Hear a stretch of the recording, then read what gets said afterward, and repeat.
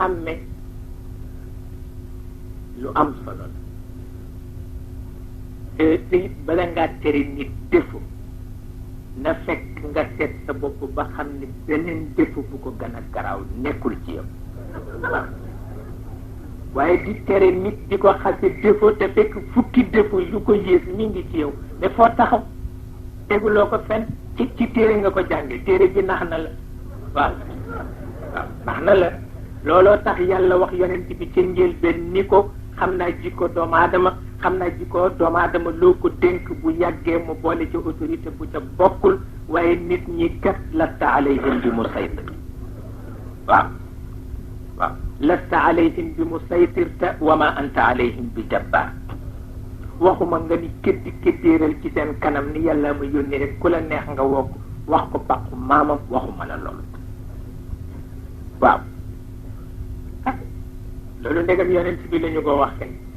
moom mi ñëpp yaakaar yàlla di ko wax lasta alayhim bi musaytir xam na bakkanu doomu aadama yàlla xam na ni bu bàyyoon yonent bi rek dina mu jaamee yëpp topp ci gannaaw nit waaw mu teel ko wax nag ni juboo wala juboo wuñu mu génne ko wut keneen jeex na yàlla fu la ma bëgg na loolu looloo tax Cheikh Al Hadj Malick radiallahu taala anhu wax na ni nee na moom daal li mu gis ci diine tey nee na générosité rek ko mën a yéwénal ak jikko ju rafet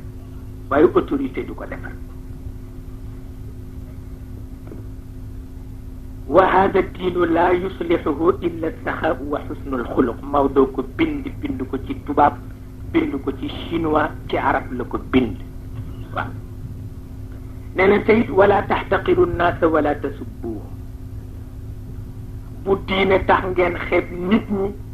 bu diine tax ngeen di leen ŋaññi nee na li annahum madahirullahi fi dunia ñoom ñooy expression volonté yàlla ci kaw suuf xamuloon ni yàlla dina def loi ba noppi xiir nit ñe ci lu safaanoog loi pour wane ni loi waru ko nit waru ko waaw moo tax mu ni bu ci gaawantu moom Maodo nee na fa azimu xurmatahum lillahi azza wa jalla na ngeen màggal orma nit ñi bu ñu nekkee ci safaan sax màggal leen orma nit ndax itam xeeb leen mooy xeeb ki nga xam ni mooy jékki-jékki rek soppi jamono xiirtal nit ñi ci def ah bu dellu wax ni nag annaasu musallatuuna bi taslitil ilah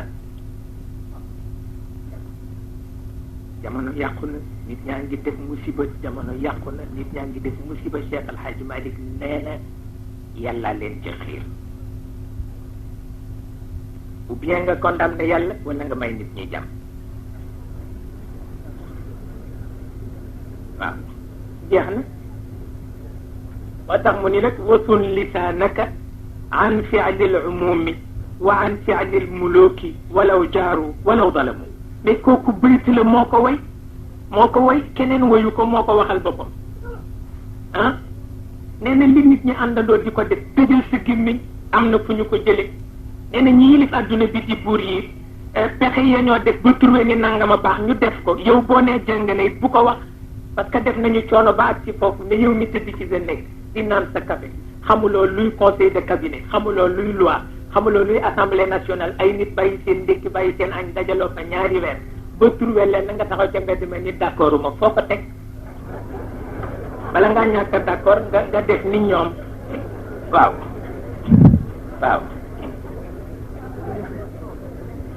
fan nga ko teg ci féex rek waaw wasun lisaanaka an fi'li al-umumi wa an fi'li al-muluki la wax walaw jaaru walaw zalamu waaw